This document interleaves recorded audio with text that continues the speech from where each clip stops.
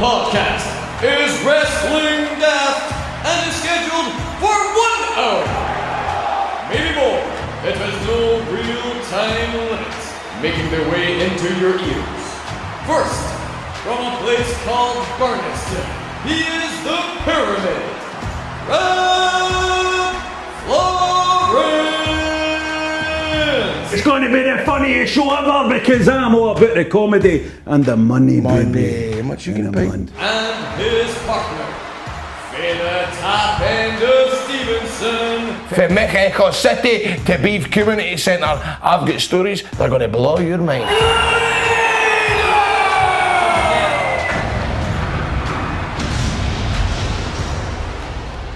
Hello and welcome to Wrestling Daft. It is me, Rob Florence, still currently one of the co-hosts of Wrestling Daft, unless another big gig comes along that steals me away. And I'm joined, of course, by my co-host, Grado. He's my co-host, I'm his co-host. We love hosting things together, didn't we, Grado? Aye, it's good fun, man. We have a rare tear. I think we've got a good camaraderie together. There's something about us, Grado, that's just... I mean, what do we hear all the time? People that aren't even into wrestling, they're not even into wrestling and they listen to Wrestling Daft. Why? Because me and you. Me and you, my man. Me and you. Amazing. And aye, as you Do you say, think you it don't would work with other stuff? Aye. Like if we chatted about boats or presenting a show about boats or a show about, I don't know, like... Cooking. Catering, cooking, aye. Like, you know, do you think people cooking daft? You know, games daft, I don't know, whatever. Do you think it would be... I think it would be successful. I think if we put our mind to it, we could rule the roost. We could rule the roost, mate. Have you been up to anything interesting, Grado? What have I been doing, man? I've been doing radio. I've been looking after my birds, feathers, dogs. Hold on, breakfast radio presenter. I mean, that's quite hardcore presenting. That's top-notch presenting, mate. Aye. Well, I'm getting used to it. I've been in the door now for about 18 months, so I'm getting there, Rob. You're 18 months now, Grado. Oh, we launched in April 2020 during the pandemic. Do you know the first night? Did you ever hear about the first night? Sorry to interject here, but I am brilliant at reading auto cues. Sorry, carry on, Grado. Carry on, Grado. Aye. So see the first night they launched Go Radio? Do you know what they done? Because we couldn't get into a studio, they had to pre-record it the night before. And so we started... You're breaking radio kayfabe here, by the way. Aye, maybe I shouldn't have... Who cares? It's fine now. We're live now, but what we done was we pre-recorded the night before. But we started at 6 o'clock at night. And I was doing it with two folk that I didn't really know. Anyway, we thought it would only take a couple of hours. Of course, somebody's mic never worked. Somebody's computer crashed. I ended up having to get a mic delivered to my house. It was an absolute nightmare. And what happened in the end up was we recorded the full night. Do you know, we stopped recording and we got the show done by 10 to 6, 10 minutes before it was meant to go on air. We recorded for 12 hours. I fell asleep for an hour. They were going to have to send somebody to come to Stevenson to wake me up because I fell asleep while we were recording. They had to basically, this is a boring story, but aye, it was... Grado, don't you ever say that again. Your stories are brilliant.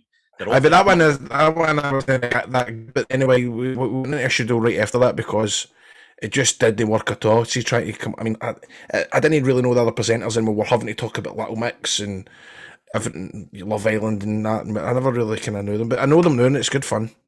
See, after the chat last week about Kenny Omega... Oh, that was a terrible story. John, go away, cut that down. That was a terrible story. Grado, it was good. Listen, don't... Cut that off. That's the kind of story that would fly really well on a Channel 4 or... I loved it, mate. See, after the chat last week about Kenny Omega looking like former Celtic striker Georgie Cadete, Ryan's pointed out that actually he was in Right Said Fred. Kenny Omega was in Right Said Fred. Google image that right now. John, I am not fucking telling people anymore to do Google image searches on a podcast. People listen to podcasts when they're driving and all that. It's worth it, though, because the guy who's not... Was it Fred? I don't know. Was it Fred and... We're brothers, weren't they? The guy who hasn't any of the baldy ones. Any of the baldy ones? Like Kenny Omega. He does. I don't think he does. There's an interesting thing. Did you know that ZZ Top? There's a guy in ZZ Top, right?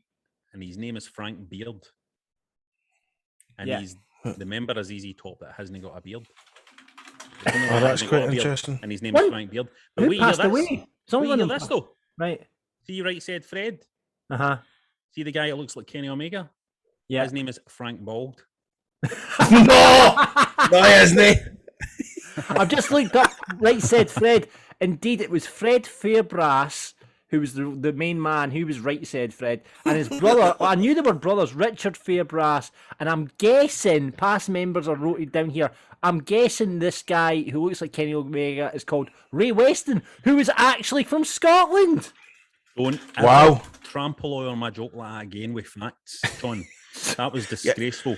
John, rapidly Fred out there. Fairbrass and Craig Fairbrass, members of Right Said Fred, or as they should be called these days, Right Wing Said Fred. Oh, really? Going for it, man. I'm on fire on it. Sean says, You are, man. Sean This says, is good fun. new merch for the gimmick table. Margaret, where's the fiend? I like it. Margaret, where's the fiend? There's only one Tony Khan, remember. Listen, I need to say something here. The Fiend, right? Released by the WWE, and then I was in bed with my wife a few nights ago, right? And I was clattering about, right? Outside, Aye. like something was rattling about in the bins. And I went out to see what it was, and the Fiend was out at my bins. He was clattering about. I was like, what are you fucking doing? At the bins, not that. No, he doesn't talk, not that. So he just kind of stared at me and he put his arms up and stuff, but he was holding like a fish fingers box, like an empty fish fingers box. I think he's just been looking for some food or something. I don't know what it is, but I'm going to keep an eye out for the Fiend. Thanks to Paul, who's dug out Dave Meltzer reviews of Grado matches after the discussion last week. Dave Meltzer, who does Dave Meltzer likes to give out 5-star reviews. Let's see these reviews. TNA Bound for Glory 16, 2016. October 2nd, 2016. Matches Eli Drake defeated, well, this looks like it was a battle royal here. It was a battle royal. Grado was in this battle royal, and the rating was half a star. That's That's probably pretty good, Grado. That's the best rating I got, and I was in the match for 4 seconds. TNA Slammiversary, June the 12th, 2016. Baron Dax and Basil Baraka defeated by pinfall. Grado and who's that? Mahabali Shira. Mahabali Shira. No relation to Alan Shearer, don't think. Dud. TNA. Fuck you, Dave Meltzer. No way Grado's a dud. TNA One Night Only Live, January the 8th, 2016. This is the infamous Monsters Ball. No, this isn't it. This is the one that was actually good. Oh, really? Abyss defeated Grado in the match that was actually good. Rating dud. Thank you to Paul for digging that out. Don't you ever dig out something like that again. Makes my mate Grado feel bad about himself. Karate Warrior 2 says, boys, I've been thinking about these BWF bootleg wrestler shows. If you were booked on them, which wrestlers would you be kidding on to be? D'Lo Brown. I've always thought I looked like D'Lo Brown ever since I was in primary 7. I actually quite liked D'Lo. He was one of the first ever wrestlers that I get right into. I think I could pull his physique off, and I'm good at doing his walk. I would be, I think I would be probably Roman Reigns, I think. Fucking laughing at it. Were you laughing at? No, it's just because I've always said, right, that see Rab. I look a bit like a Samoan. No. See if you watch Burniston back, there is nobody funnier in the world with a wig on than Rav Florence. Every wig that he ever puts on is the funniest fucking thing ever. And now I've just got the vision with the long hair, man. It's a cracking image It of would be me. brilliant to see me dressed up as Roman Reigns. You think I should dress up as Roman Reigns for Halloween? Aye, because you know what? No, I've always wanted to do. Me and Jester have always wanted to do that. Jester goes out as the Undertaker, and I go out as Paul Bearer. Oh, that'd be good. That would be good, wouldn't it? That would be good. We should. I've got the chin for him, what? No, see in the run up to Halloween, we should do the show in costume. Well, do you know what? Why don't we? You know what we were talking about doing a live show? Why don't we have? There's a shout. Halloween. Why don't we call it Halloween Havoc or something like that? Oh, that's good. That's good, innit? We have a live show and we call it Halloween Havoc. And we encourage everybody to come. And all the punters have to come dressed. And we'll have a fancy dress competition. That is a great idea. And I'll dress up as Roman Reigns. You dress as Roman Reigns. Oh, I tell you what, Halloween's a Sunday night as well. What? Oh, I wonder if there's maybe a pay-per-view, no? Then there's maybe a pay-per-view on.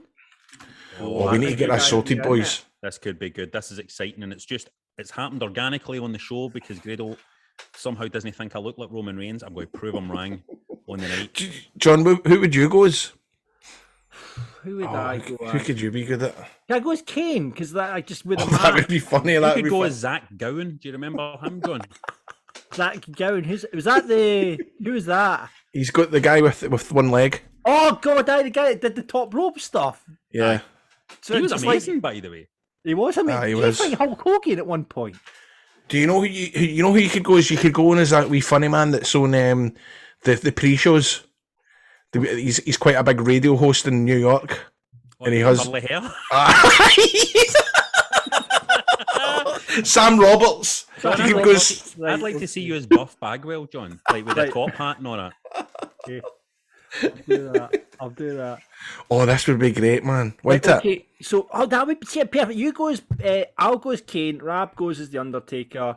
You go. Oh no, he's going as Roman But Reigns. but listen, but see how Maybe we this could is. get Toll on as a guest so we could do CM Punk again. Aye, that would be brilliant. And do you know what? We need to do as well? But we need to lay down the rules, right? That if you're coming to the show and you're and you're dressed up as a wrestler that wears trunks, you can't wear a t-shirt. So everybody's got to get their bellies out. Do you know what I mean? Well, you can arrive in a t-shirt, but when the show's on, you need to be. You need to when the show starts. You know, if you're Batista, you need to take off your top. Aye. You know what I When mean? they and anybody that wants to be in the fancy dress costume, they need to come up and do the entrance poses. Oh, aye, that's that with the edges. Oh, do you know what we should also do? We're spitballing here. We should do a draw with the listeners, so we draw out who goes as who. Because you didn't. As everyone will just turn up as the Undertaker. Otherwise, Aye. You want to do a Ultimate draw. Warrior and all that. How Aye. funny would that be, though, if it was about 20 Undertakers? That would also be funny, though. I think it's good. I don't think the listeners would order it. I think the listeners would dress up as some really obscure ones. I bet you somebody would dress up as Bingo Bang.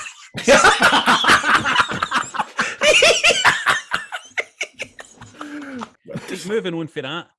Broncello sent us this. It's the price list of SummerSlam video chats with the wrestlers. So you can have a video chat with Big E for $199. No, I'm going to... Don't look at this prices, Grado. Right, are we doing the up-down thing?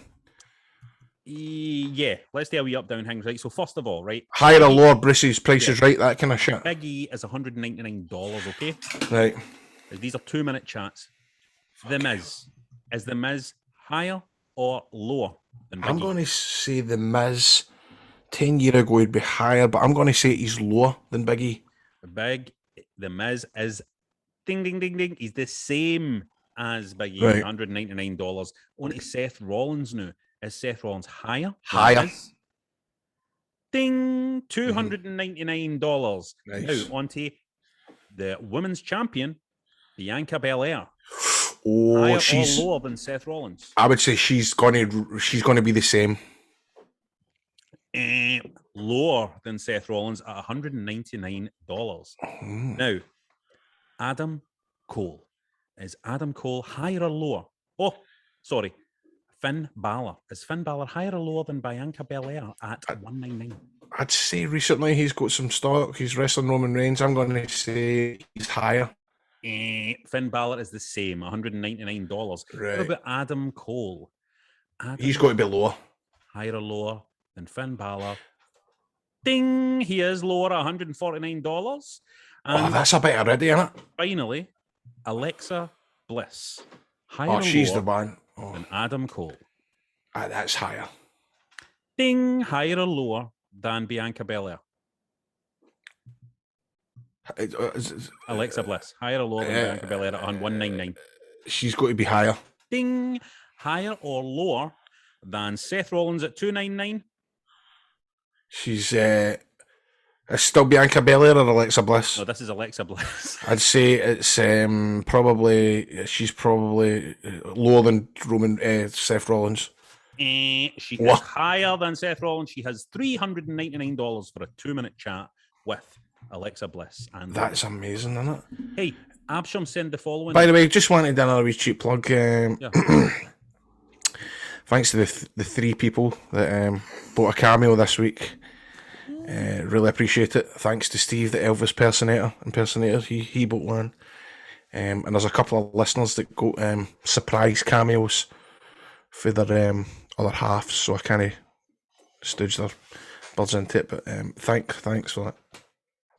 Here's a question that came in for Absham. I'm very positive tonight. He says, hello. This is his voice, right? Hello, John, Rob, and Grado. Hope you don't mind me calling you Rob.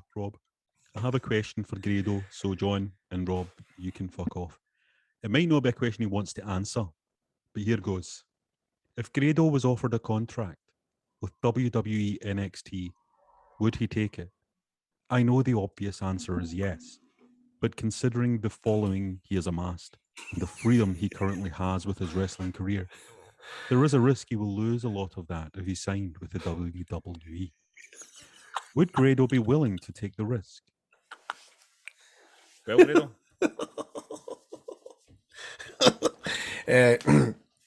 Well, it would never ever happen. It's never ever going to happen. If it was ever going to happen, it would have happened a couple of years ago, I reckon. Just when I've only ever had really one sort of contact with him, and it was 5 years ago when I went out to meet Prince Albert and Fergal. I've told you this, haven't I? No. No, I didn't ever tell you that. There was a chat about Dusty. I remember you said something about that was that night. So it was my first. In fact, it was my second time going out for TNA Florida tapings. Fergal says, "Come on and meet Prince Albert," and obviously Prince Albert was running the show at the time. We went out for dinner, and I'm showing all my stuff, and he was like, "This is fucking brilliant." He was like, "This is minted." He says, "Dusty Rhodes would fucking love you. Triple H would hate you," and he asked me, "What's your contract with TNA?" And I was like, "I think it's a year in January, but it might be less." And he was like, "Try and find out, blah, blah, blah, blah, blah." And I actually got a wee bit of heat for it because after the dinner we had, I got dragged back off at the TNA hotel, and you've got like Mike Tenay, JB, these are all sitting, and I'm coming out this big monster truck ring with Prince Albert and Fergal Devitt. And then, even worse than that, the next day, because I was flying home the next day, they took me to the performance centre and showed me around the performance centre. And they gave me a thingy. They gave me a, would you call it, property of WWE t-shirt. And I wore it home in the plane. So, and I remember speaking to Sean Noam, and I went, "Boys, mate," I goes, "I'm telling you, they'll get us in. Of course, Dusty Rhodes passed no long after that. And that never ever came yet, but that was the closest thing, which is not even really a thing, but it's a good wee story because I got into the performance centre, and it was I don't even think Charlotte Flair hadn't debuted yet. So I specifically remember her and what do you call her that just turned to you a year ago, the woman wrestler. What do you call her again? Bailey. Bailey was in the ring, and somebody else, and I can't quite remember. And I just remember them knowing me for ICW. You were like, "That ICW looks brilliant," which surprised me because I didn't actually think, although that was Ric Flair's daughter, she knew everything about ICW. It probably had a lot to do with the fact that she went out with Bram. I don't know if folk know that. If that's a common knowledge thing. I think it is. So I remember that and been shown about the performance centre and stuff like that. So, but anyway, so would I want to be in NXT? Of course, every wrestler wants to wrestle for the WWE, even if it's just once, even if it's a dark match, even if it's anything. Although I suppose I can probably tell my story about being booked for Survivor Series last year. Yeah, remember that? Remember that? Tell that one. Tell that one, Grado. Tell that one. Fucking, oh my god! I mean, so got some message for GB. I'm being serious. WWE are going to call you right now, and I'm like, "You're fucking kidding me, on man. What are you talking about?" He says, "I think it's got something to do with .com." So, and honestly, about 5 minutes later, I get a phone call for America, the old Connecticut thing with, you know what I mean, the Connecticut, Stamford, Connecticut. And that's a pop, man. That was a pop. Because I remember Noam telling me about the time he got a phone call for Regal, and it just made his day, like getting a phone call for America, St. Stamford. And hey, Grado, we want you to be they basically asked me to comment, like be on the what do you call it, the watch along, the WWE watch along. And they said, you know, all I needed to have was a mic. It was Survivor Series. I think I can't remember who Drew was wrestling. It was Survivor Series, wasn't it? Survivor Series. It was Survivor Series. And she says, look, you're going to be on the bump. You'll be brilliant. We've had a look at your stuff. All this kind of carry on. She says, as long as you get a camera and as long as you've got your mic, you'll be brand new. It goes brilliant. She says, I just need to run a couple of things and I'll send you out the contract. Right, what are you doing? So the next day I get an email, WWE contract. I mean, although it was for an online thing, I still got a buzz out of it. I really, really did. Yep. And if we could get the contract, WWE. Hey, and we're paying no bad amount of money just for the one shift. Right, tell us. Oh, dear, should I? Well, I'm sure it was about $1,000. I'm sure it was $1,000 just to sit and comment and hang with. It might not be that. There'll be some NXT UK guys listening to this going, "You're a fucking arse. You never get offered $1,000." But I'm sure it was $1,000. I could be. I need to go back and look at it. Anyway, so I'm telling my brother and all this. I'm like, I'm booked for Survivor Series. You told us. Told yous. And I think it was the day before. I mean, I was pumped for this, man. I was like, I think it was lockdown at the time, so I don't think the sunbeds were open, but all the things were going through my mind, like, will I wear my singlet? Will I do something daft? Will I call somebody out? Will I make an ass of myself? But the fact that just WWE wanted me to do something, I actually got an awful buzz. I thought, of course, Saturday night, I wonder if I've still got the text. I actually think I bust out greeting, and I'm not joking. Let me see, watch along, WWE. Do we see? There we go.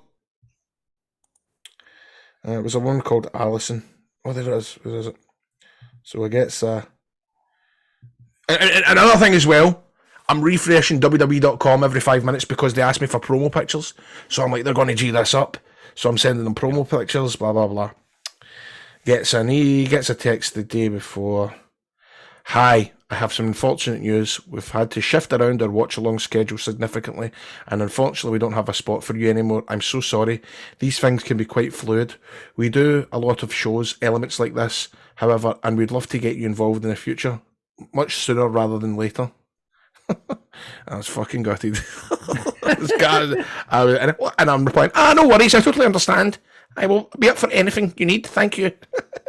Sorry, but that seems to change times. But then these things bug your tits because you're like, was it because the scheduling times? I mean, they still done a watch along. I think, who was it? No, Tamina Snooker that took my place. Yes, it was Tamina Snooker that took my place, and I'm like, has somebody said something? And you know, he wrestles paranoia with stuff. So there we go. That's my story. Is that a good story? That was exciting, and particularly with the contract. Seeing the contract is a big deal. I remember I've said before on this show when I did the bit for UFC, the wee kind of promo video for UFC when they were doing UFC in Glasgow, and they sent the UFC contract out to me, and it's the proper, you know what I mean? The headed paper. Yeah. The headed UFC, Vegas, like Las Vegas, wow. Office, all that kind of stuff. You're like, fucking look at this, man. This must be the kind of thing your fighters sign. And you know, I got a wee buzz with it. Cool. But see, just to answer that question, obviously every wrestler wants to do it, but I realise time is completely past now with stuff like that. It's a different kind of set, you know. I mean, I know the guy's saying that I've got fucking, what'd you call it? I've got creative freedom, creative freedom in Stoke Town Hall. Do you know what I mean? No, there's anything wrong with it. There's just the only issue would be with me as you know, now I've got my radio gig, I've got Two Doors Down every year, I've got Scott Squad every year, I've got pantomime, which, you know, when it all adds up, and it probably wouldn't be, I don't know if it would be as much as what a WWE contract would be, so you need to weigh stuff that up. And are they going to would they let you do TV stuff? Are you allowed to be on telly swearing on stuff that's no PG? I don't know. It's a lot to think about. It's no listen, if I'm wanting to go to fucking AEW. No, me. Well, no me. I don't think I would debut, right? But I mean, if I'm a young wrestler nowadays, I'm going, I want to be on AEW, man. Well, do you know what? I must admit, I keep getting tagged in AEW UK shows, and I can't lie and say that I wouldn't like to do something at one of their UK shows. I'd like that. Of course. I'd love that. I'd really would love that. Just, and in the back of my mind, tweet Cody. You should just message Cody and say, "We unfollowed me, remember?" I know, but it doesn't matter. You could just get in touch with Cody and you could say, or Jericho, and say, look, when I have my first match back, I want to do it with AEW. I'd love that. And you know, obviously, my mind starts to run and go, Tony Khan paid for the Jungle Boys theme song. Would he do it for one night? You know, this kind of shit goes through my head, man. Which would be good, but I think you would. I mean, you would pay for it. That would be the best thing ever, wouldn't it? Just to do it once on telly. Obviously, I've told you a story about how it was going to happen at TNA, the show, until the very last day. They had to re-edit it and dub the music because of it, which was horrible and all. Nightmare. If you want to get in touch with us about any of that, or just random wrestling related stuff, get us on Twitter at Wrestling Daft, on Insta at Wrestling Daft Podcast, just Wrestling Daft on Facebook, or email us wrestlingdaft@gmail.com.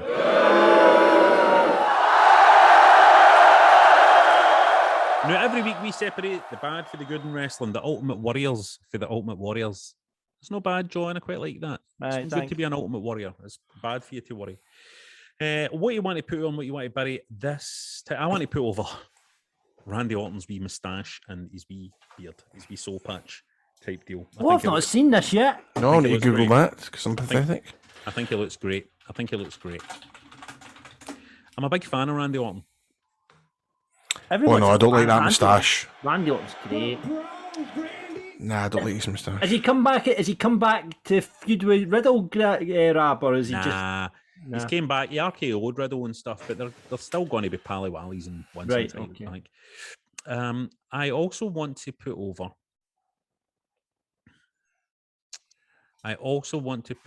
just Tony Khan. In a sense, I just love him, right? There's something about him. He's also got a really lovely face. He's got a kind face. I think he's probably really kind. And I just think to myself, this run up to this new show on Friday has been a huge success. He's created a huge buzz. There's a huge buzz around the product. Have you seen the kind of trailer and the kind of intro sequence with the lightning and all that for the new show as well? Even production-wise, it just looks far better than what WWE are doing. What's this? Dynamite? No, Rampage. What's that? Second show. It's coming. This is the 20th of August. Friday, right? Yeah. Oh my God. And what, is it Friday? Is it this Friday? I thought it was this Friday. Is it going to be on TNT? Yeah. So it's like a SmackDown? Aye. Yes. You are joking. So the first one's happening in Chicago. This is the chat grade. The first one's happening in Chicago, and this is where they think CM Punk's going to debut. Wait, that's amazing. So how do you know that the Rampage has got a different set and all that? No, that's no the official thing. The first thing that you should be buzzing about, but that's kind of because I think it will be because the intro has got the kind of lightning. There's a kind of vibe. I don't believe this. And it just looks great. The trailer. So basically, and are they going to go head to head on a Friday night with SmackDown? I think that's the plan. Yeah. Oh my God! Is it going to be live? I don't know actually. I don't know. I do not know. Well, let's check this. It's fucking very, very interesting, boys. I seen him was talking in the papers about how their game fell through or something like that. AEW Rampage will air live on Fight for UK fans. Rampage, which debuts this Friday, will be available to watch through Fight, and for UK fans, it will air live at 3 a.m. on Sunday. I'm watching that. Oh, it's going to be watched, right? I might watch that. Well, if CM Punk's turning up, it's going to have to be a watch. It's going to be. They have been teasing it like fuck. How have they been teasing it, mate? Right, they've been dropping in things like MJF dropped in a line for the pipe bomb. Darby Allin dropped in saying something about Rampage and about being best in the world. He says this is where you've got to prove yourself. This is the place where you have to prove yourself, even if you do think you're the best. Oh, this is just amazing. So, Grado, where have you been? Listen, man, I don't know. I'll say this to you. If they don't have CM Punk on it, this is the bit of the problem they made for themselves. They're going to have a horrible debut because that's all people will care about. They're going to have CM Punk. He's going to be there. He's going to be there. There's no way they would do that. As you say, that would be fucking stupid. Unless you want to sell tickets, in which case, on get people eyes on the product, in which case, fucking well played. It'll just be the live audience that'll be pissed off in turn, especially if it's in Chicago. Wow, man, that's going to be amazing. What about your man, the Fiend? Would he be able to turn up at it now? Nah, he's still in a non-compete. He'll still be a non. Adam Cole, he won't turn up, but Adam Cole is basically after SummerSlam is looking like he's going to be a free agent and can turn up at AEW straight the night after if he wants. After SummerSlam. We don't know the card, do we, yet for Rampage? We don't know what's happening on it. No. Is Nick Gage still in it? No, I think it was just a one-off deal for an AEW. I tell you what, AEW is. I've not watched AEW in a while, and I watched the show the other night. I very much enjoyed it. I think it's really just come up and up and up. And you know what, Grab? I know you love him, but Miro is fucking brilliant in it. He's brilliant. Miro's brilliant. He's brilliant. He's became what we all hoped he would be when he went to AEW, and he's brilliant, man. And get his wife in and all. Aye. Get his wife in and all. He's this handsome, big, scary guy who can talk and who can wrestle like fuck, and he's got a beautiful wife. And just get him in and make fucking money. Make that money. John, you need to remind me about this on Friday, so I'm going to watch that. It's not, Rab, it's not this Friday, it's the 20th. It's a weekend. Is it the 20th? Aye. They sold 10,000 tickets for this show, Grado. And was it the Allstate Arena, no? In like 5 minutes. Was it the Allstate Arena or was it the Sears Centre? I think it's United Centre. Right. Yeah, because they're labelling it the first dance as well, Grado. So that's again what everyone's thinking. It might be Punk coming in because they're labelling it Rampage the first dance. What does that mean?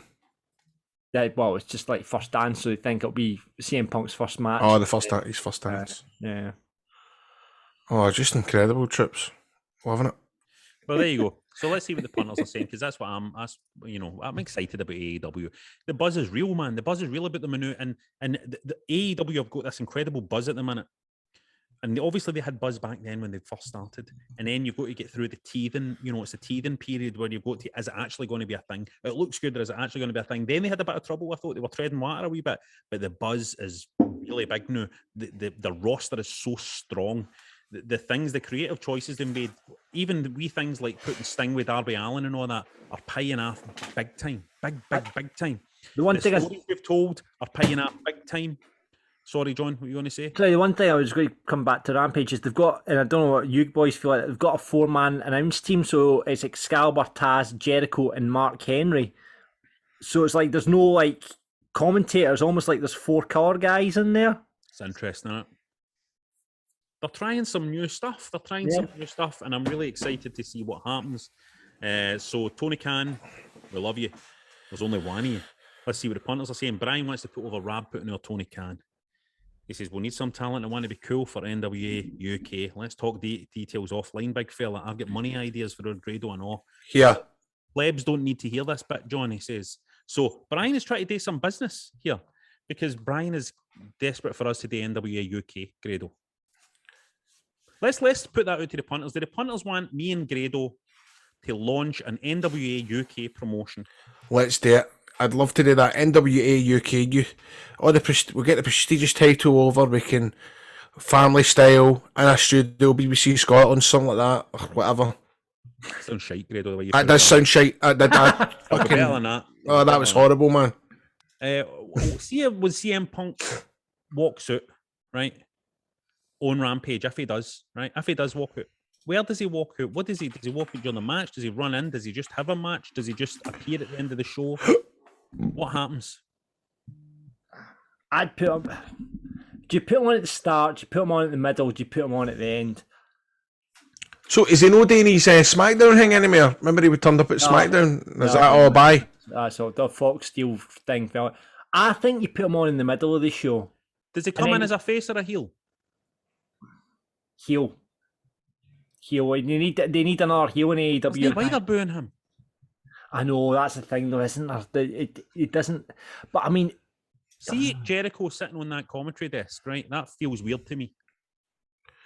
Do you think there's any possibility Jericho's sitting on that commentary desk purely so that towards the end of the show, he's getting a fucking doing off somebody, MJF or something? Do you know what I mean? Like there's some kind of fucking, he's jumped, he's getting a doing or something, and then maybe CM Punk comes out. Then CM Punk could make the save or not make the fucking save. You know what I mean? But I just kind of feel it's weird that Jericho's sitting on commentary. Could they do a double thing? Because there's Daniel Bryan now out of contract as well. Yeah, well, so they say. Could you imagine? You think the big, Daniel Bryan does a run in and like scooting his Punk, and it's, you know what I mean? They do a double. I've seen a few people like theorising they could do like an outsiders kind of angle with CM Punk and Daniel Bryan kind of coming in and doing like an outsiders kind of angle, which I thought was actually pretty cool. The only problem is, I suppose there was the outsiders was more like the guys for the WWE coming in to infiltrate, and they're not exactly CM Punk isn't exactly a WWE. That wouldn't be on his agenda. Is the guys for the outside? What if CM Punk came in right on that show and came out at the end and says, "I want Daniel Bryan." It says, because here's a thing, right? I just kind of feel like it's a match that everybody would have loved to have seen, and WWE wants to, two guys in their personas, their finished personas in WWE. It's a match that if CM Punk came back to WWE, they'd have went, we want to see him in with Daniel Bryan. It could be a right one in the eye for the WWE for they two guys. Instead of CM Punk coming in and having a match with somebody who's currently in AEW, imagine Punk and Bryan having a match together on an AEW show. I love that kind of shit. We'll see what happens. That's a good show, mate. That's if he even fucking comes in. So, all right. Let's see. John wants to put our Cornette's tribute to Bob Eaton. No matter what you think of the man, he has some great stories and was a great tribute. I actually had a wee listen to that because, and it was very sad to hear how upset, no matter what I think of Jim Cornette, and I've been quite open in this show about, how distasteful I think the guy is. It was very upsetting to hear a guy so upset about his friend. Rico wants to put Finn Balor on SmackDown, continuing to pursue the Universal Championship for Roman Reigns and hinting at going after Cena. Finn's a brilliant wrestler to watch, so the prospect of matches with these two is great. And wants to bury the arsehole that bought Lemmings for the Game Boy off him on eBay this week and then cancelled the order almost immediately after the auction ended. I didn't think you could do that. I thought if you won an auction, then you need to pay. Anyway, big heel maneuver, he says, -5 stars. Question for Rob and Grado. Biggest recent heel antics anybody subjected you to recently? What's the most heelish thing anybody's done to you in real life, Grado, recently? On 2 doors down. I must admit, I was at a 30th. My niece's 30th, and there was this one boy that wouldn't leave me alone all night, and all I just kept saying was, mate, you need to get back to the wrestling. You need to get back to wrestling, mate. See all this other stuff. Wrestling's what made you. And I went, I get it. I goes, but there's been a pandemic. But I've got it, mate. I'll be back to the wrestling. If he came up to me about 45 times, he did. Mate, you need to get back to the wrestling, mate. Mate, get back to the wrestling. Right, I've got it. Aye, but mate, you need to get back. Fucking all night.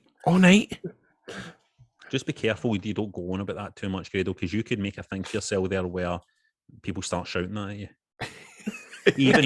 even when you're wrestling, you imagine that. You need to get back to the wrestling, Grado, back to the wrestling. The most heelish thing probably that's happened to me recently is my 4-year-old daughter says to me the day when I was talking about my other daughter, Hope, was like, she's 14 now and she's getting older. She's going to be a big grown-up soon. I was saying to her and all that, and she says, and my 4-year-old said to me, "Oh, Daddy, it's going to be ages before Hope's a grown-up and, does grown-up things and dies and stuff."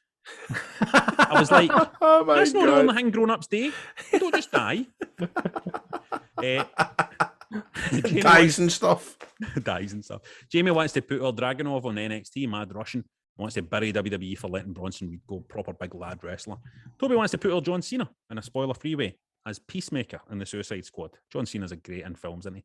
And he wants to bury all the talent releases this year. Never nice to see somebody lose their job. And Stevie wants to put our Grado's best bud Shah for his amazing body transformation. The lad's put in some amount of work and looks tremendous. Big Shah's has been putting the time in and shit. He needs to eat right. He's done well. But what I've told him is, that's it. That's enough. You look great. What you need to do is you need to bulk now. And no listen to all these folk telling him no to eat this, no to eat that. He's been told, stop, get back on the meat and the sirloins and everything, and he'll look even better. You don't want to get on that Adam Cole train. Aye. Because Shay, fuck's sake. Sha is a fucking, you know what I mean? For me, he's a baddie, he's a brawler, do you know what I mean? He needs to be chunky. No, hey, listen, good on him for getting good. No, listen, look, could I ever turn around and go, you know, you look all right? Because me's his fat best pal that says, you know what I mean? We can't remember when I lost weight and my best pal at school, man, was both of us were fat. And he turned on me, man, because I'd lost weight. And that's just what happens. That's the kind of things you fall out of. Stevie wants to bury the imminent demise of NXT. A slew of talent cuts, along with the baffling booking of its champion in WWE's main roster, has nearly killed the brand. But up until 2 years ago, it was the hottest in wrestling. I mean, I genuinely think AEW has fucked NXT. Because, you don't need that. AEW is the alternative now. You don't need that kid-on alternative that NXT was. Aye, it's not got that feel to it like it did a couple of years ago, innit, no? No. When it was all the indie guys and all that, even though it's not like that at all now, innit, no? Who wants to go to... What indie guy on the scene in America now wants to go to NXT and get, and work like fuck and then get brought up to one of the big shows and get fucked? You know what I mean? Who wants to do that when they could be like, oh, there's a Rampage, there's a fucking Dynamite. It could be on. I could be doing something else with New Japan. Willie Jakes has got nothing to put out this week. He's just replying to get a mention. He just wants a mention. He wants to put it on me if I read this out, and I did read it out, so well done, Willie Jakes.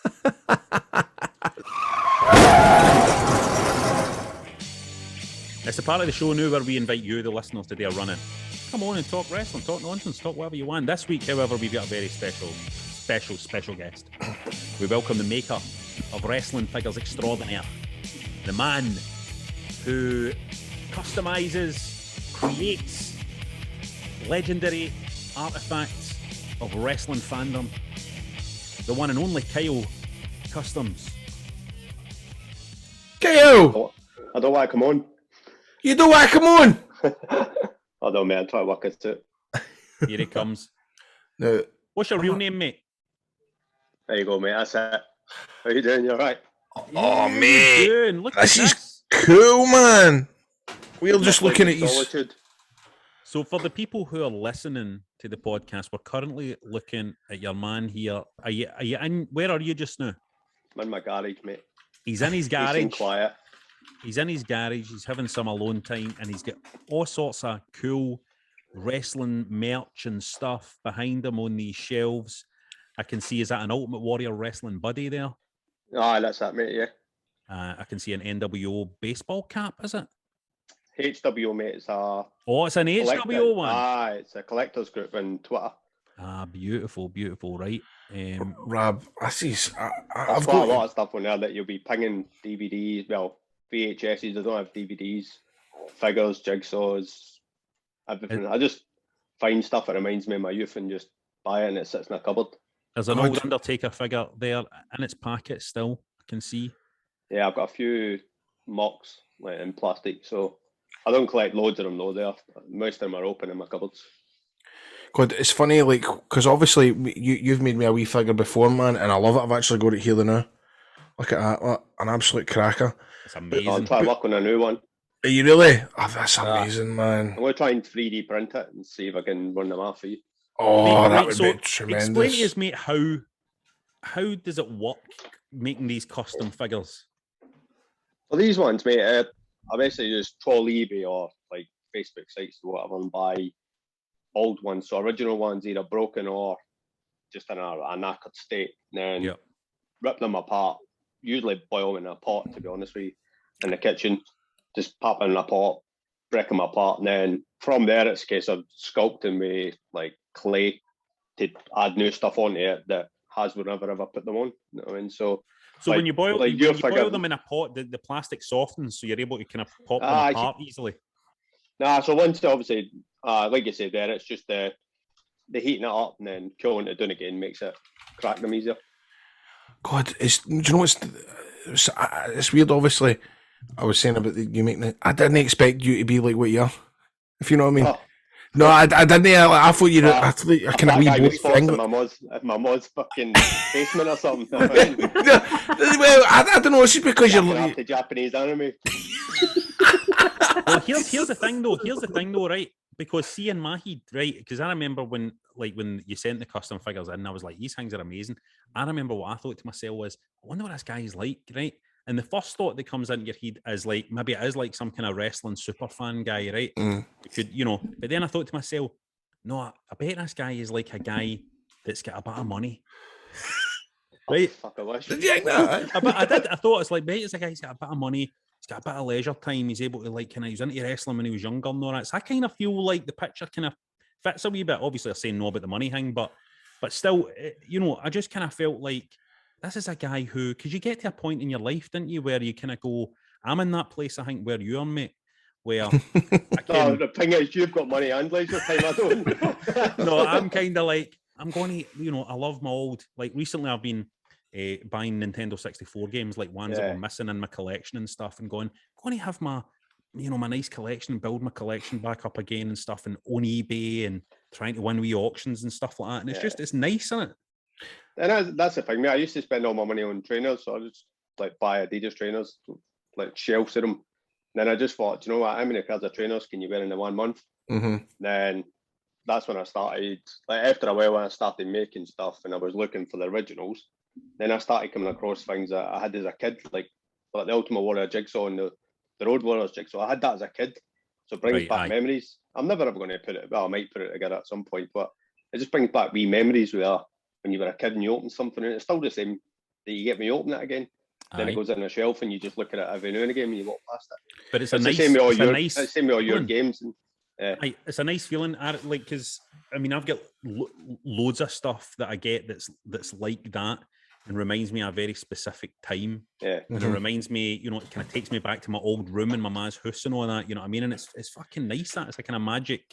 It's a magic. I think it's a nostalgia collector, isn't it? That's the main thing. It's just looking for that wee point in time where you can buy something that reminds you.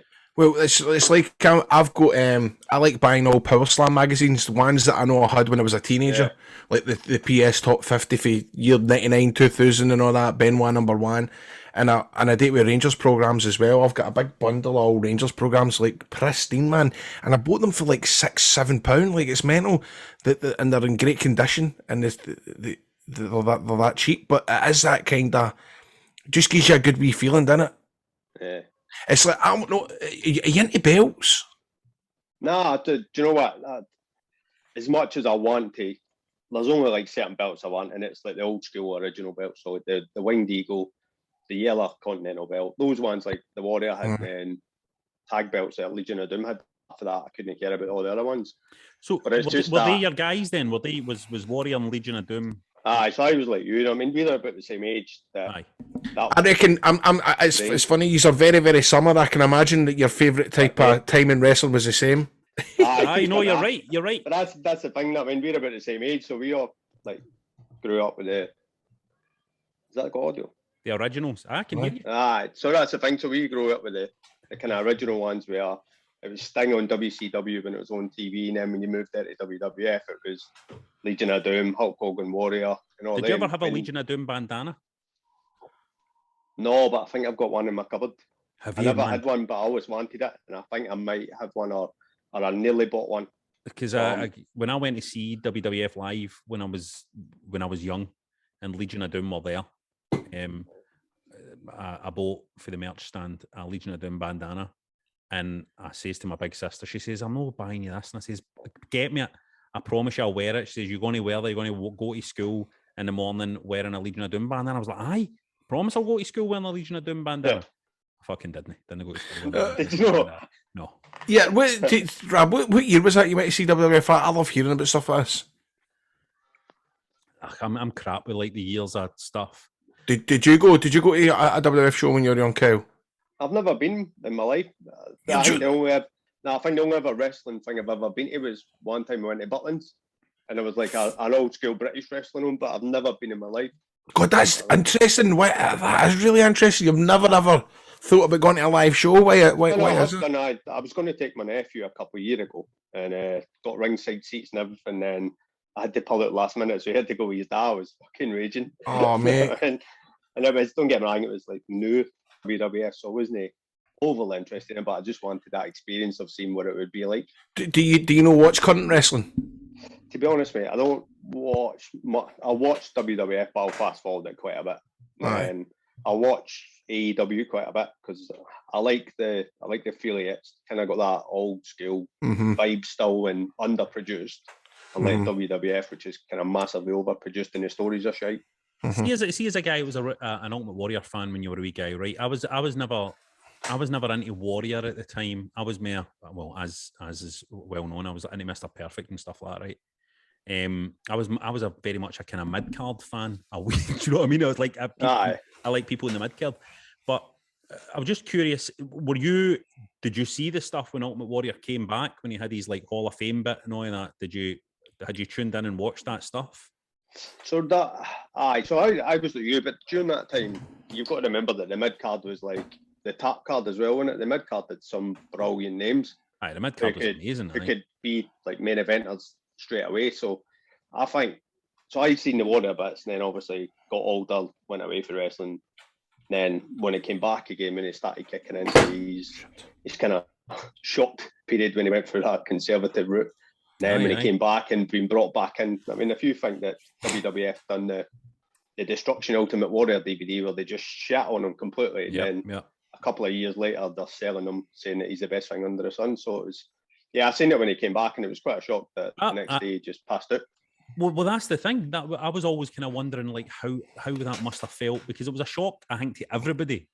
And it was, it was cracking to see him back and in the ring and all that kind of stuff. And then him dying the next day was so weird. But I remember thinking to myself, man, see if you were like, it must have been even more like merry a shock if you were like an Ultimate Warrior fan because that return was very nostalgia based. So something even with the remasking that he done was quite. I mean, you expect him to come back and painted his face or whatever, but he put his mask on, didn't he? And that was him in the trench jacket. But even I think the words that he says were a bit spooky after it when you were like, aye. It was basically his own effigy, wasn't it? Aye, it was so weird. Yeah, I really need to ask you a couple of questions about this. I'm looking at your Instagram and I'm blown away by it. So do you sell them or do you just make them? Nah, so the majority of them. So I started. I think I was in Cyprus, and I was looking for the original 12 and came across Kustoms, and I thought, you know what, I can do better than that. In Cyprus? I was in the army, so I was out in Cyprus, and I thought I can do better than that. I'll get a bash. And then I spoke to somebody who was making it, and they kind of talked me through it. And then when I came back, I then started making them. And then people wanted to buy them. I didn't think they were good enough, so I sold them for like pennies. And obviously, the more and more time that I spent making them, the better they go, and the better they go. And I knew I make to order, so people just what kind of stuff saying, do people ask for? What kind of stuff do people ask for when they commission you to do stuff? See, to be honest, I've had everything from like people's kids to like famous people. For sake, I've made Chubby Brown, I've made Cannonball. Have you really? You made Cannonball? Aye, I've made Cannonball. People asked me to make the Chuckle Bros. I was like, right, I'll try it. You know what I mean? To be honest, if you want it, I'll try and make it because if it's a laugh, but I try not to make people that I don't like because I'm like, I don't put my life in it, if you know what I mean. Aye. Because this is the thing I want to like just to express to all the listeners out there. This guy's custom figures are really, really, really good. I've got mine right. If you have a wrestling fan, it's amazing, isn't it, Grado? I'm just looking at I mean, you've got my did I give you a picture of my tattoos? Aye. So I hounded you for about 5 months before you answered me. That's typical me, mate. Sorry. Listen, he does it to us as well, by the way, mate. I know. I think it does it to everybody else. Comms are bad. Comms are bad. But here, what I want to ask you is, the face is bang on, but is it another figure's face? So yours is Randy Orton. Yours is Randy Orton, and Rab's is, I think yours is a Rey Mysterio one that I chopped up and made a tiger mask. It's beautiful. Is that his Randy Orton's hair as well? Because that you know what I mean? Your hair, my hair's bang on. His hair off and I gave you new hair. Well, look, John, Rab. What else did you add on to the Randy Orton head? Because look at that. That looks more like Grado than Randy Orton, doesn't it? Aye, 'cause Hold I on, did no. bolster his cheeks out, didn't I? How long was I in the fucking pot for? I did give him a couple of chins and give him some cheeks to win. Brilliant. I love that. But no, that was it. So I thought he was the best I could get close to you and then just fatting them out a bit and I win. But Did mine cost a lot more for material and that for like my excess skin? just took longer. It was Rob's wife's fucking what was it? The fluffy Aye, neck the thing. feather boa thing. Is that a fair boa? It was that was the pain in the arse. Fucking magic. I couldn't believe it when I showed her. I was like, look, there's your boa. I was like, look at this. That's amazing. But see if you're like anybody out there, if you're with somebody that's into wrestling, or even just for yourself, if you're with somebody that's into wrestling or who had wrestling figures when they were a wee guy, like I can't think of a better gift you could get them for a Christmas or something. Oh, definitely, Rob. Get a them or something. It was the coolest. It's the coolest thing. And do you do like see that? I'm just looking at stuff you've been tagged in, Kyle. Do you do the packaging as well? Do you build that? Nah, mate. So like I get a guy in Germany or a guy in the UK that does it. I started off with a guy in Germany, then more people in the UK started doing it. So I work with loads of different people. I mean, you can see like on the page, I try and promote loads of other people who make customs and do different wrestling stuff or even art. I mean, I love art, and so I just post loads of things on my pages to try and get other people to look at other people's pages, because I think not enough people look at different shit on Instagram or Twitter or whatever that brings them in. I mean, if you're interested in art, there's so much out there that's unbelievable that people do. Then within the wrestling community, there's people where that do belts, can packaging, like you're saying, figures, drawing, posters, t-shirts. There's so much of there. Do you know what? Do you know who? Because I mean, I believe it or not, when I was a young boy that loved the wrestling, I never owned one figure. Never owned one figure. Did you own figures, John? I had a couple, but it was more my brother had the figures. I was just more into like just getting the videos and the tapes and all that sort of stuff. I had the old ones. I was into it. The very first one I ever got was a double pack of Demolition. Was the very first figures I got. One. Yeah. And they were amazing. They had the fucking gear and all that. And then I got Jake the Snake. And it was Jake the Snake I remember that completely blew me away when I got it, because his punching arm was the most. I just loved playing with that punching arm. You what? It was great. I loved it. Jake was probably my favourite one as a kid because it came in a snake.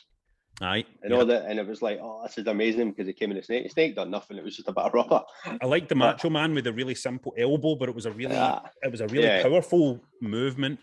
I was never a fan of the Ultimate Warrior and Marty Jannetty style. The jumpers.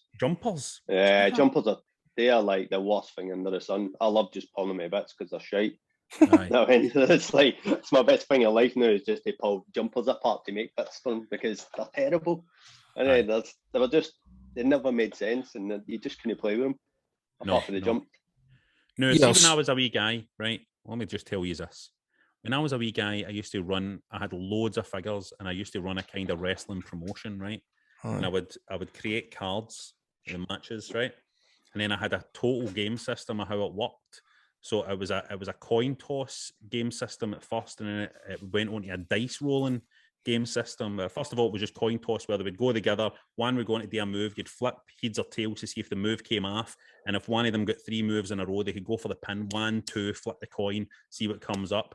And eventually I made it more advanced and did it with dice. And I would run, I'm no joking here, I would do this for like, I had loads of cards. I had them all written down in a jotter, and I had all sorts. I was fucking well into it. I was well into it, man. That beautiful big blue plastic ring and all that. I think mine's in there actually. And I can see it. I can see the wee steps. That's the one I use that for, like just taking photos of my figures. It just sits there. But did you have any of the WCW ones? We never had that much money as kids, so we never had like loads of figures. So I either had some of the WCW ones or a couple of the WWF ones. I never had like a massive collection. Right. But the Sting was always my favourite one. Aye. In WCW because he was one of my favourites. I like the globe figs even though you can't really do much with them. I like them as well because they look good. They look really good. And there was just, even though, I mean, you could do more with figures that were like that. than you could with a jumper for the fucking WWF ones, with the WWF. And you could battle them off your sister's head without them breaking because they were just made of sheer rubber. That's true. With fear of breakage. Yeah, see one me hang. What's your ultimate favourite figure that you've created? Like if we were to go on your Instagram, I'm looking at one of Paul Heyman for WCW, man, and it's shit hot, man. Have you got one that you would say, right, that's my proudest work? And how? Hold on, wait a minute. How do people see this, Grado? What is it? Kyle Right, Kustoms I'm on Instagram.com/Kyle Kustoms 2018. Okay. So go and look at that to see the stuff up there because it's really good stuff. Aye. So tell us, man, what is your favourite of the customs that you've made, and also what is your favourite of the original figures as well? What one do you think is the best example of the original figures?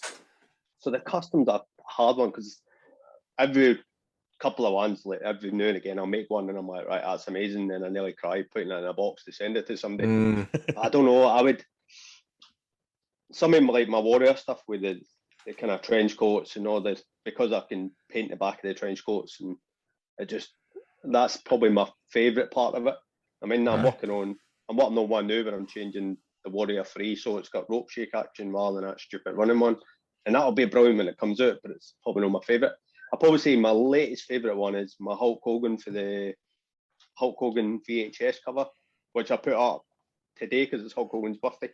So I put it back up again just to show people. That's a cracker, man. And he's got the weight, so it's the poster for. He's basically like bright red Florida tan.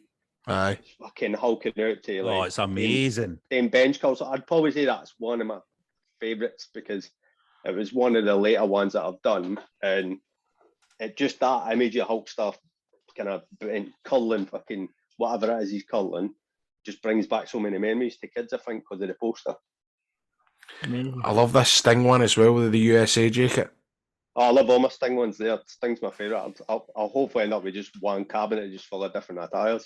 Do you not get any follows? I know I've looked at some of your follows. I know that Brian Myers follows you and Chris Hero. Have you never done anything? Because I don't actually know. See the what do you call him? Zack Ryder and Myers. Did they ever speak about you in their podcast? Do they know about you? Is it figures they actually talk about? Aye, so Brian, his brother, got in touch with me and asked to make the scene for the barbershop with Giannetti, Brilliant. Michaels and Brutus the Barber. So I made one of them for him for his birthday. So he never knew about it, and then his brother-in-law bought him a kind of barbershop set and gave him it. So he's got them in his house. Chris Hero's got, I think he's got my Twin Towers, and wants me to make giant haystacks and Big Daddy for him. So I've got figures and wrestler associates like Nadia Neidhart. She's got them in her kitchen. There's a couple other people. Fred Ottman's got one of them, is Tugboat, and so there's people that are out there that like I looked up to as kids that have got figures in their house. So That's amazing, the best. mate. I'm looking as well. Like I've got a fucking this Harley race one you did. It's fucking unreal, man. Harley, yeah, I like Harley race as well. The face of the Harley race one is just unbelievable. Yeah, so the faces either come from like Mattel figures or somebody else will make a face and then I'll just buy a head and just change bits in it or however that works. I mean, the majority of the time, Mattel bring out decent figures with decent heads and then you just pop the head off and change it. Oh, John, I mean, it's just amazing. It's just like they're so good. They're so good and it's so creative to be able to kind of, because basically what you're doing is you're improving the stuff that's there, and it's cool, man. It's so cool. God, do you find it relaxing today, mate? Because people out there might know I like to paint Wii Games Workshop miniatures, right? I like painting my Wii Games Workshop miniatures, and I find it really, really relaxing, peaceful. Is it the same? Do you get the same hang fit, mate? Aye, and I'm the same as you. I think, to be honest, when I started it, I was busy in work, so I would finish work and then I would just sit and paint it and make, and it was that place where you can just stop and forget about stuff and just focus on one thing. So it's kind of like more a stress relief. And then obviously the more and more I've done it, and the more now my mind goes like 800 miles an hour because I'm trying to think of what to do next. And that's something like the next stage is always what do I do next? How do I improve? What would I do next to make the page different from just being pictures constantly up flashing? And I'm like, let's try something different. Yeah. But yeah, I'm the same as you. I find that the painting part of it is probably my better bit because you can just sit down and focus. Aye. Probably the worst part about kind of painting is having to go into the workshop shop. And Is that what you use? Do you use the Citadel paint? So just the wee Citadel paints, you know what I mean? But Nice. you just, They're good paints. They're good paints. it's when they say to you, do you want a bag? And you're like, nah, here, right, mate, I'll stuff my pocket. I'm always Walking taking about the, with a I'm always Warhammer taking the bag. bags.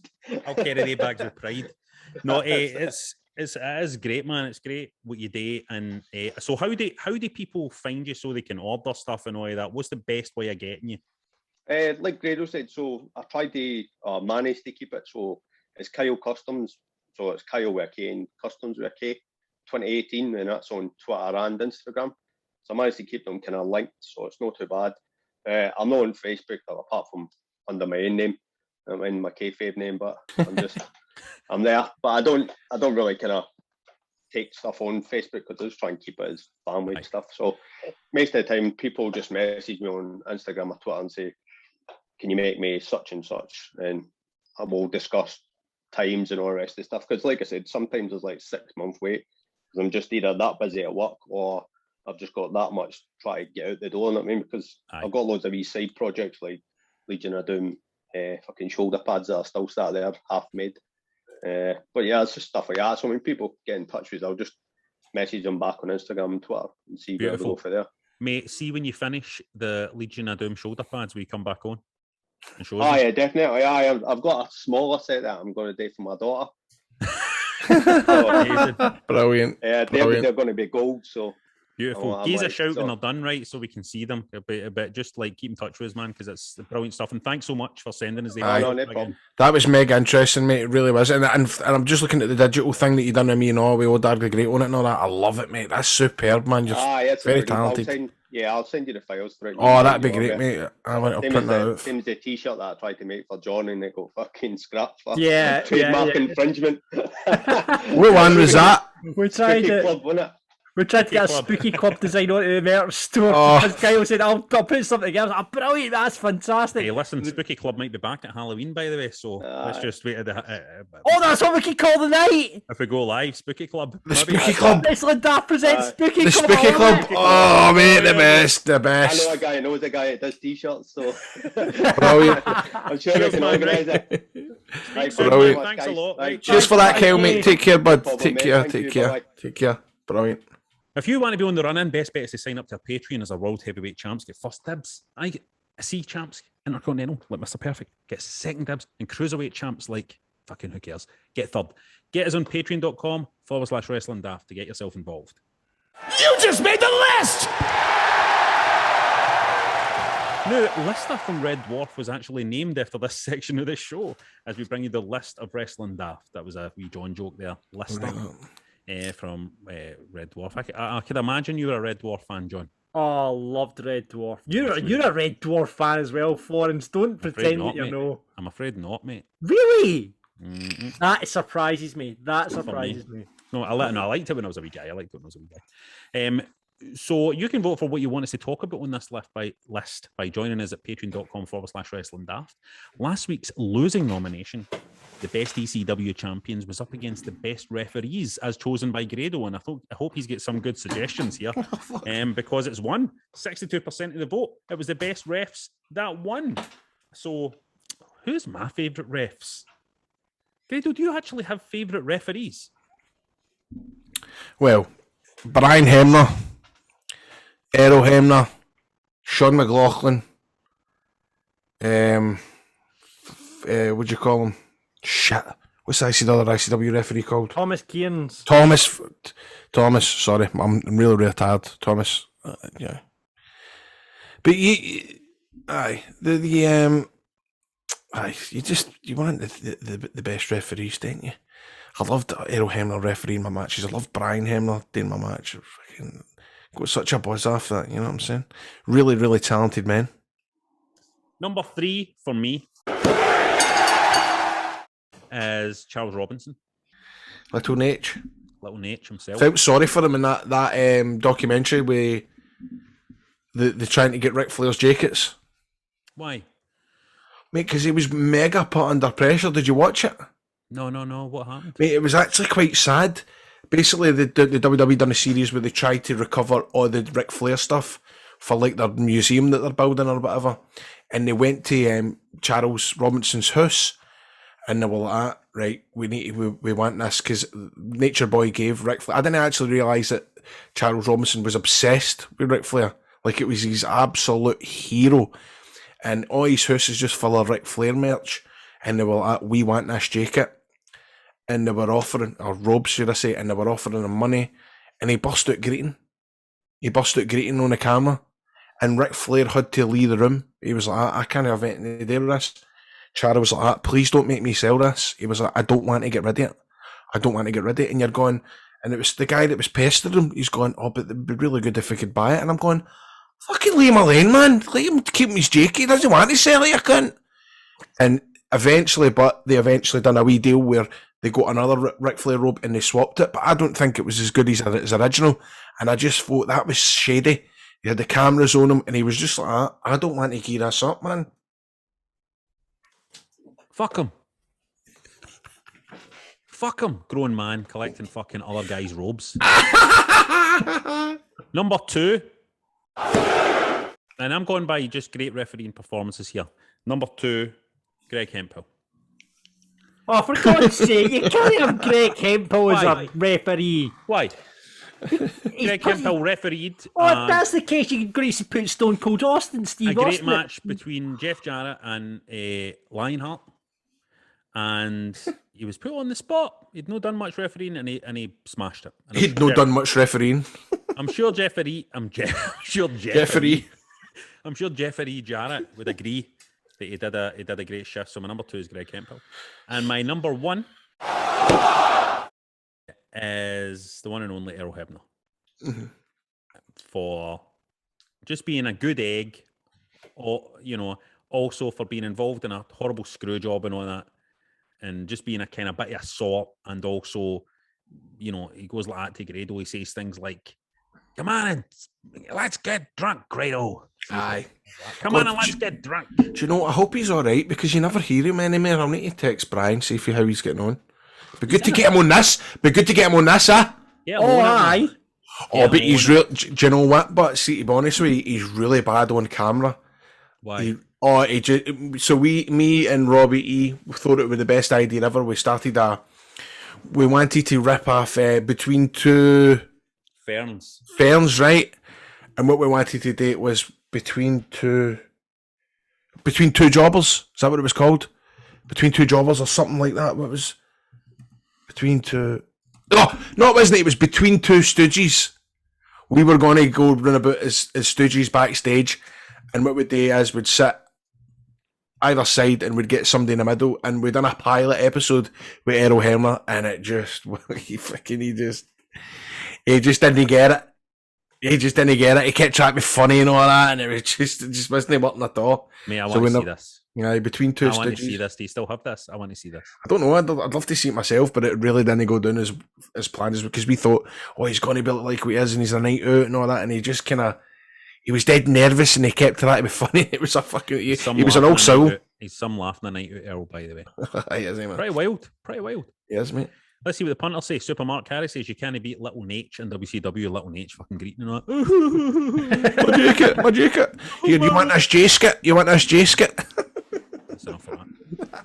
Brian says Brian Hildebrand, he was a legend that felt every move. Stephen says Sean McLaughlin because of his expressive face. I watch his face more than some matches. Even who is in love with Sean, obviously. Kev says Sean my age here, but dangerous Danny Davis or Nick Patrick. Any referees you knew would cause trouble and dangerous Danny Davis, Nick Patrick. I like all that stuff, like a bad ref, man, a dodgy ref. You don't get enough dodgy refs nowadays. Apart from the fucking Celtic games. You know what I'm saying, boys? Mark says Lil Nate and Hebner are top 2.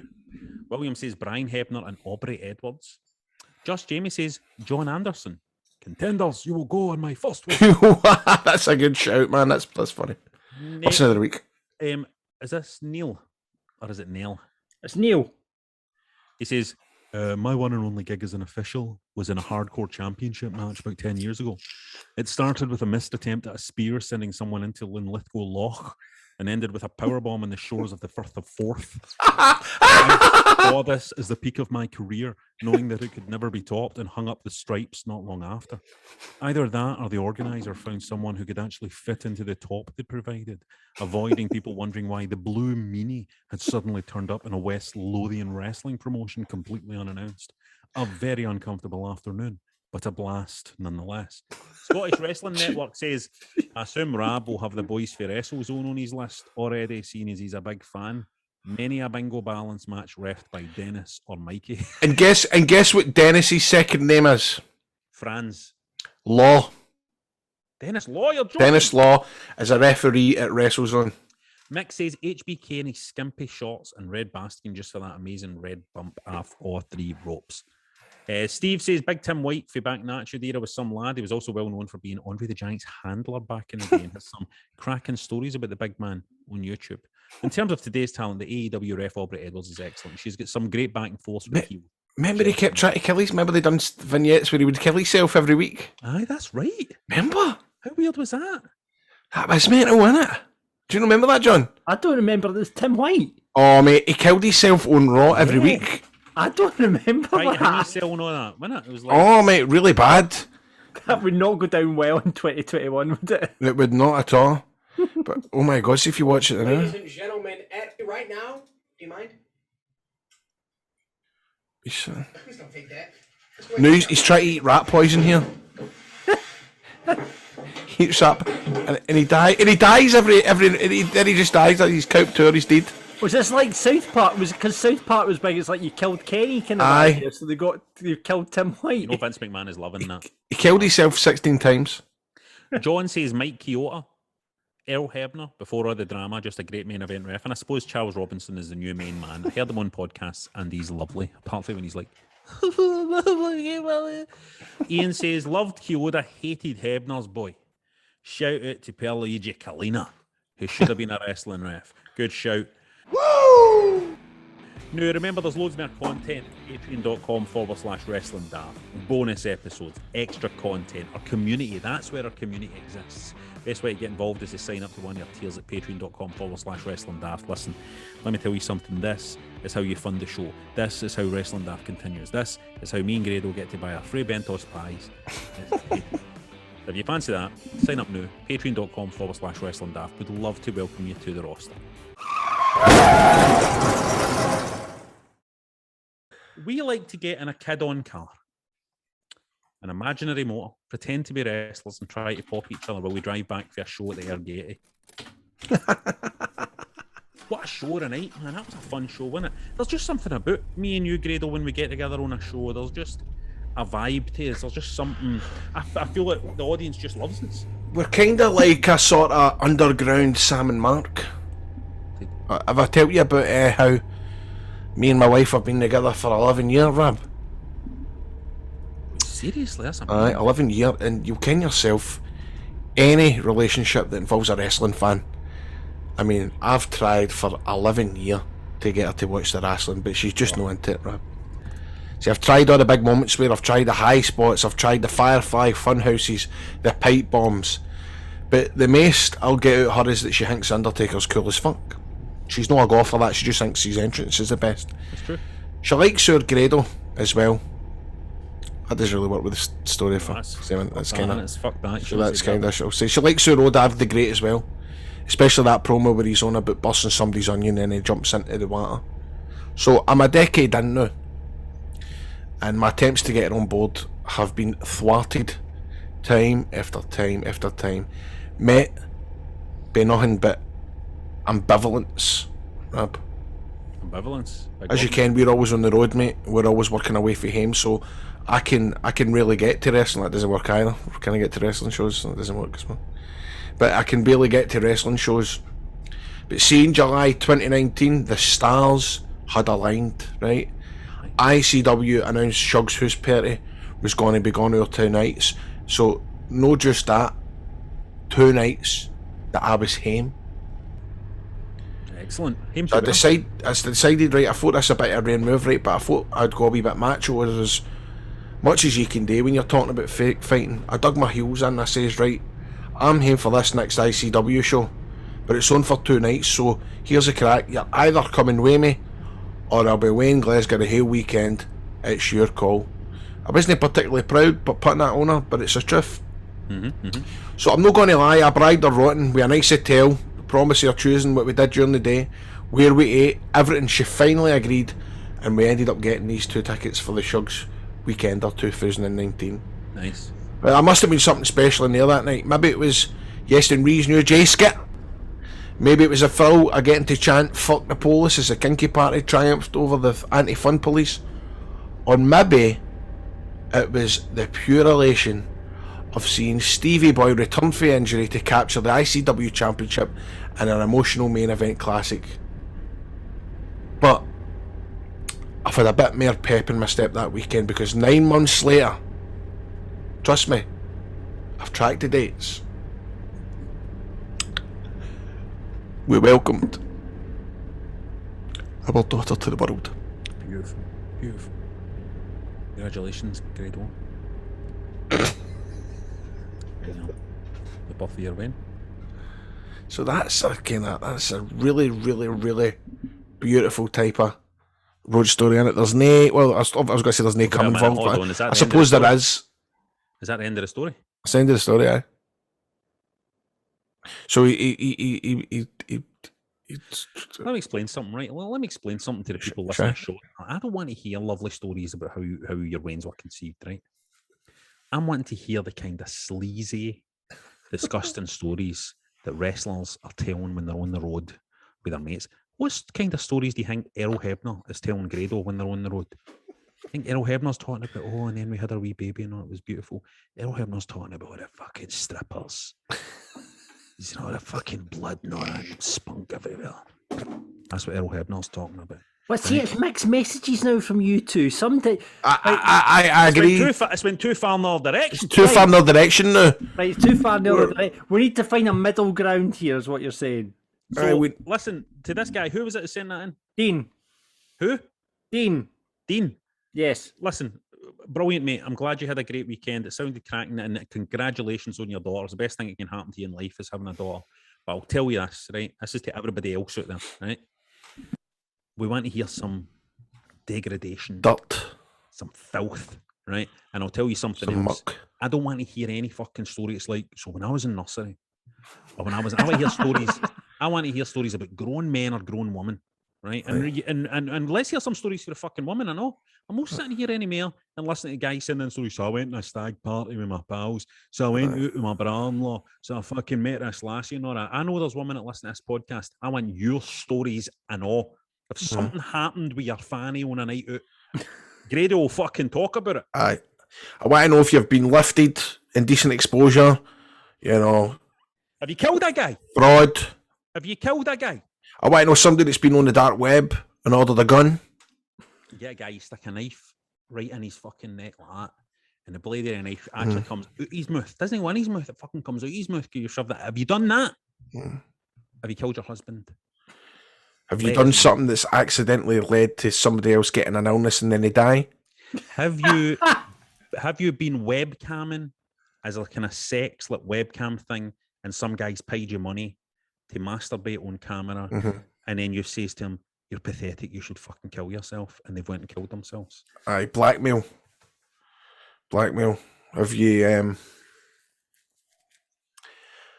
you been involved in some sort of money laundering campaign or sex trafficking?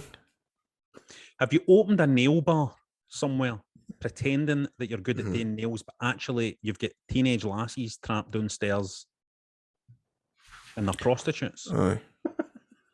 Do you sell Charlie? Do you produce radio shows for George Bowie? Do you work with Crofty? Brilliant. That was another episode of Wrestling Daft, folks. That's we're kidding on with that. But, that was a nice story, Dean. That is nice. I'd like to know what your wee girl was called. It is nice. It's nice to hear that also an ICW show is the reason why you had a weigh-in as well, because it's primarily virgins that go and see ICW. Well, we know on ICW 2019 Shug's House Party, I felt as if we were. We were on that show, wouldn't we? No, maybe it was Fear and Loathing. Fear and Loathing, maybe, actually. I was Fear and Loathing. That's it for Wrestling Daft. Please rate, review, and subscribe on Apple or get us in wherever you get your podcasts. Mind for more content. There's loads this week, plus a video version of the show. My God, get on board. Patreon.com/Wrestling Daft. What are you waiting for? And particularly when we're going to start doing live stuff, it sounds like you need to become a Patreon because the patrons get perks.